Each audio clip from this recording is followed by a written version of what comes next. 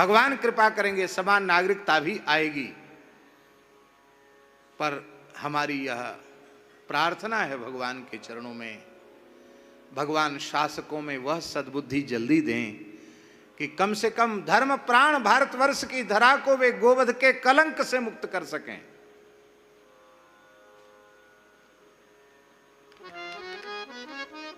अभी पूर्ण बहुमत में, अभी सब कुछ कर सकते हैं। अभी रासायनिक खाद के लिए, डीएपी फर्टिलाइजर्स के लिए बहुत बड़ी मात्रा में सब्सिडी केंद्र सरकार ने दी है।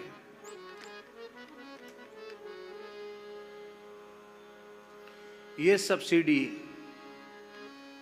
यदि भारतीय देसी गाय के गोबर से बने हुए खाद के लिए दी जाती और पूरे देश में गायों के गोबर का वैज्ञानिक पद्धति से उत्तम उपयोग किया जाता, तो हम समझते केंद्र सरकार को गौशालाओं के अनुदान की आवश्यकता भी नहीं थी।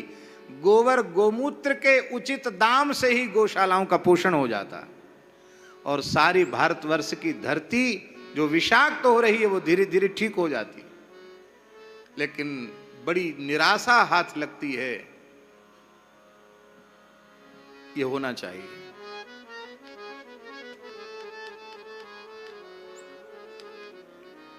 प्रधानमंत्री के जो सलाहकार हैं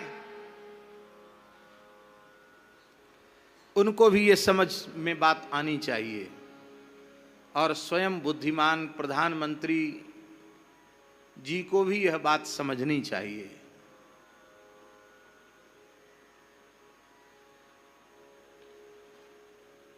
जब तक इस देश की व्यवस्था, कृषि व्यवस्था गो आधारित नहीं होगी, गो आधारित कृषि जब तक इस देश की नहीं होगी, गो आधारित शिक्षा जब तक इस देश की नहीं होगी और गो आधारित चिकित्सा जब तक इस देश की नहीं होगी और गो आधारित विकास, देश के समग्र विकास का खाका जब तक गो आधारित नहीं होगा तब तक कम से कम भारतवर्ष का विकास संभव नहीं है। चाहे बुलेट ट्रेन चला लो, चाहे सोने की पट्टी बिछा लो और सोने की ट्रेन चला दो, भारतीयता का विकास तभी होगा जब भारत की धरती गोवध के कलंक से मुक्त होगी। यहाँ की चिकित्सा, यहाँ की शिक्षा, यहाँ की कृषि सब गो आधारित होगी। इसमें लाभ है। आत्मनिर्भर भारत की कल्पना शासकों के मन में आ रही है, बहुत अच्छी है, बहुत साधुवाद, धन्यवाद देने योग्य परिकल्पना है।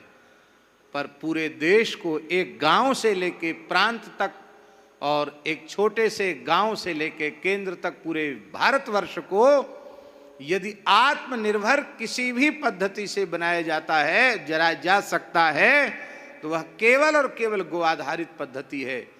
गो आधारित संपूर्ण भारतवर्ष का विकास।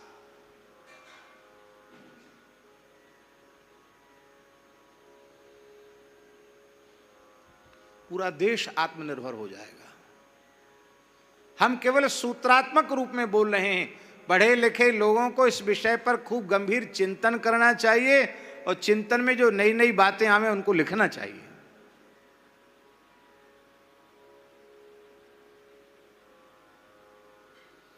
जैसे प्रधानमंत्री निबंध मंगा रहे हैं ना कि देश के 75 वर्ष हो रहे हैं तो राष्ट्रभक्ति के निबंध भेजो, ऐसे ही गो आधारित समग्र विकास कैसे होगा ऐसे निबंध लोगों को लिखना चाहिए, उस पर चिंतन करना चाहिए। उस विषय पर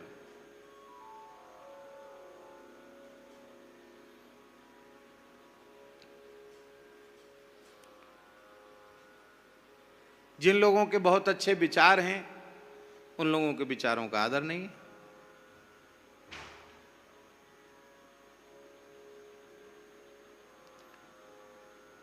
एक बार हमारी देर तक लंबी चर्चा हुई श्री गोविंदाचार्य जी से, दक्षिण के जो हैं। क्या अद्भुत चिंतन है, कैसा विचारक है वो महानुभाव, कितने अद्भुत विचारक हैं। उनके विचारों को सुनकर लगता है कि हम लोगों को उनसे सीखना चाहिए। ऐसा इतने अच्छे विचार हैं उनके, लेकिन ऐसे विचारकों का आदर कहां हो रहा है?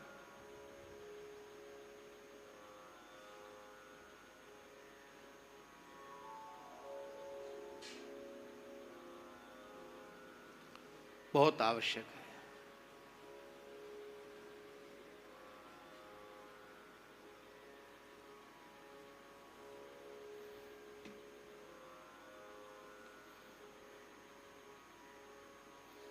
इसलिए भगवान नरसिंह से प्रार्थना है, प्रभु आप कृपा करें, भारतवर्ष की धरती गोवध के कलंक से मुक्त हो गए। हम तो इसीलिए बार बार आप लोगों से कह रहे हैं कि ऐसा कुछ लगातार इस विषय में चिंतन करो, विचार करो कि भगवान कृष्ण बलराम की नित्य गोचारण स्थली जड़खोर गोधाम का यह गो सेवा का प्रकल्प, इसको ईमानदारी से हम इस प्रकार से प्रस्तुत कर सकें कि घोषणा खुले मंच से करें कि आत्मनिर्भर गौशाला कैसे हो सकती है, कैसे आत्मनिर्भर हो सकती है गौशाला, इसको हम उदाहरण के रूप में प्रस्तुत करें। गो आधारित समग्र विकास कृषि का, चिकित्सा का कैसा हो सकता है, इसको क्रियान्वयन के रूप में इसको करके दिखावें। कहें कि राष्ट्रपति, प्रधानमंत्री जो भी आके देखना चाहें, समझना समझें, आकर के देखें।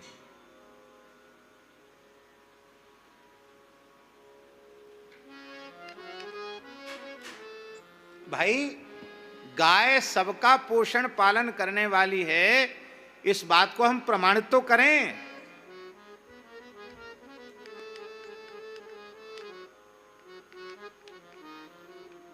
तो हिरण्यकशिपु ने कहा कि तुम्हारी पाठशाला में विष्णु के पक्षपाती आते होंगे और वहां से ये सब इसने गीत गा सीख लिया, गा रहा है, ले जाओ उसको, ठीक करो उसकी बुद्धि को।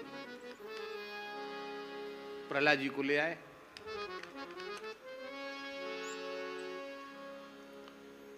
तो प्रहलाद जी से शंडामर्क ने पाठशाला में ला करके पूछा, बेटा प्रहलाद तुम तो बड़े बुद्धिमान हो, हमने जब जब जो पढ़ाया तुमने तुरंत हमको कंठस्थ तुरंत सुनाया, दोहराया पाठ, आज तुम्हारी बुद्धि को क्या हो गया? हमने तो ये पाठ कभी सिखाया ही नहीं था, हमारे विद्यालय में तो ऐसी कोई बात कहने वाला कभी आता ही नहीं है, ये तुमने कहाँ से सीख लिया? घर छोड़ दो, संसार गृहस्थाश्रम अंधेरा कुआं है, जंगल में चले जाओ, भजन करो, ये सब बात कहाँ से सीखा है? बेटा प्रहलाद तुम्हारी बुद्धि कैसे बिगड़ गई? क्या कहा? तुम्हारी बुद्धि बिगड़ कैसे गई? प्रहलाद जी ने कहा, बुद्धि बिगड़ी तो उनकी है जिनमें अपने पराये का भेद है, ये अपना है ये पराया है, उनकी बुद्धि बिगड़ी है। और जिसके जीवन में अपना पराये का भेद नहीं है, सब कुछ परमात्मा ही है, ऐसा निश्चय जिस बुद्धि में हो गया है, वो बुद्धि सही बुद्धि है। स्वामी शरणानंद जी महाराज की संस्था के द्वार पर एक वाक्य लिखा है, पढ़ा कभी? कोई और नहीं और कोई गैर, कोई गैर नहीं कोई और नहीं। क्या लिखा है? कोई गैर नहीं कोई और नहीं, सब भगवान ही भगवान, कोई गैर नहीं और कोई और नहीं। ऐसी बुद्धि होवे तो वो अच्छी बुद्धि है, वो अपने पराये की भेद बुद्धि, राग द्वेष की बुद्धि है तो अशुद्ध बुद्धि है। और ये बुद्धि भगवान की माया के कारण होती है। ऐसी भगवान की प्रचंड माया को नमस्कार है और ऐसे मायापति भगवान को नमस्कार है।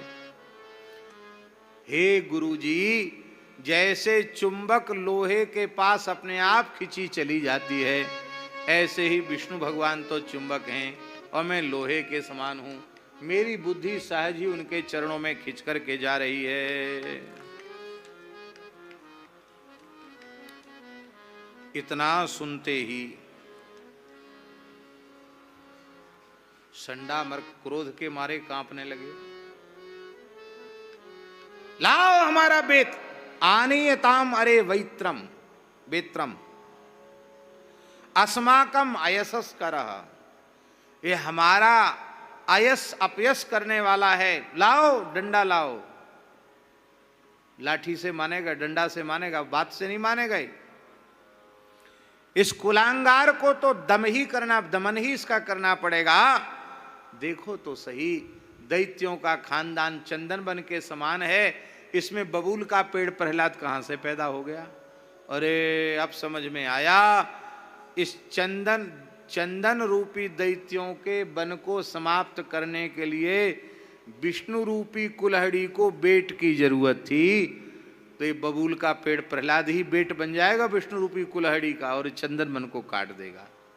कहना ये चाहिए था कि दैत्यों का खानदान तो बबूल के जंगल के समान है, ये चंदन का पेड़ प्रहलाद यहां धोखे से कहां से आ गया? पर वो तो उल्टा ही बोल रहे हैं। देखो, ऐसा करने के बाद भी प्रहलाद जी दुखी नहीं होते, वो सुनते रहते, चुपचाप खड़े रहते। फिर पढ़ाए कुछ दिन, फिर रटाए। जो पढ़ाते वो पढ़ लेते, सुनाओ तो सुना भी देते। सोचे अब तो भूल गया होगा पुराना पाठ, अब चलो फिर से पुरस्कार लेने। फिर प्रहलाद जी को लेके आए। महाराज जी यहाँ लिखा है, प्रहलाद जी ने चरणों में प्रणाम किया और पादयो पतितम बालम प्रतिनंद्याशिषासुरा, चरणों में पड़े हैं प्रहलाद जी पिताजी के।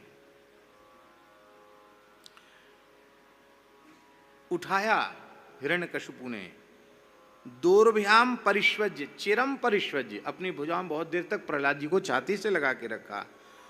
परमा माप निर्वृतिम, परम आनंद को प्राप्त किया प्रहलाद जी ने, हिरण्यकशिपु ने। यह है भक्त के स्पर्श की महिमा। आरोप्यांकम अवघ्राय, गोद में बिठाया, मस्तक सूंघा, मूर्धन्यश्रु कलाम्बुभि, उस दैत्यराज के आंखों से प्रेमाश्रु बहने लगे और प्रहलाद जी के मस्तक पर टप टप गिरने लगे। अभिषेक हो गया प्रहलाद जी का। यह किसकी महिमा है? ये भक्तराज प्रहलाद जी के स्पर्श की महिमा है।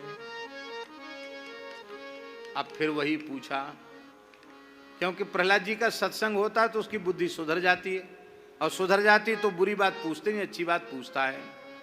उसने पूछा हिरण्यकशिपु ने, काले नैतावता युष्मन यद शिक्षत गुरोर भवान, बेटा प्रहलाद, आपको आपके गुरुजी ने जो बढ़िया बात सिखाई हो वो आप सुनाइए। किंचित उत्तमम, उत्तम बात बताओ, अधम बात नहीं बताना, सुंदर से सुंदर, उत्तम से उत्तम बात बताओ।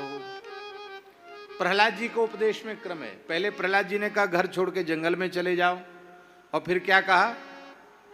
जंगल में जाकर क्या करो? प्रहलाद उवाच श्रवणम कीर्तनम विष्णो स्मरणम पाद सेवनम अर्चनम वंदनम दास्यम सख्यमात्मनिवेदनम इति पुंसार्पिता विष्णु भक्तिश्चेन्नवलक्षणा क्रियते भगवत्यद्धा तन्मन्येधीतमुत्तमम्। ये नवधा भक्ति है पिताजी, भगवान की कथाओं का श्रवण करना, कीर्तन करना, भगवान का स्मरण करना, भगवान का पाद सेवन करना, भगवान का अर्चन करना, वंदन करना, भगवान का दास्य करना, भगवान ही मेरे सखा हैं ऐसा मानना, और अपना सर्वस्व भगवान के चरणों में न्यौछावर कर देना। ये नवधा भक्ति सबसे श्रेष्ठ है। इतना सुनते हिरण्यकशिपु पहले तो हंसा था, अब की बार हंसा नहीं, अब की बार तो उसको समझ में आ गया प्रहलाद की कोई कमी नहीं, एक सारी कमी इन संडा मार्ग की है। हिरण्यकशिपु गर्जता हुआ बोला, ब्रह्मबंधो किमे तत्ते विपक्षम श्रयता सता। अरे नीच ब्राह्मणो, ब्रह्मबंधु माने नीच ब्राह्मणो, अरे नीच ब्राह्मणो, तुमने हमारे घर में ही आग लगाई है, हमारे पुत्र को विरोधियों का भक्त बना दिया, असार का ज्ञान करा दिया। देखो जो शत्रु हैं वो शत्रु नहीं है, जो देखने में मित्र जैसे लगते हैं पर भीतर भीतर काट करते हैं, शत्रुता रखते हैं, वो ज्यादा खतरनाक होते हैं। तुम ऊपर से तो हमारे कुलगुरु बनते हो और भीतर भीतर हमारा अनिष्ट करते हो, लेकिन तुम्हारा पाप आज प्रकट हो गया, रोग के रूप में जैसे भयंकर पाप रोग के रूप में प्रकट हो जाता है। ऐसे ही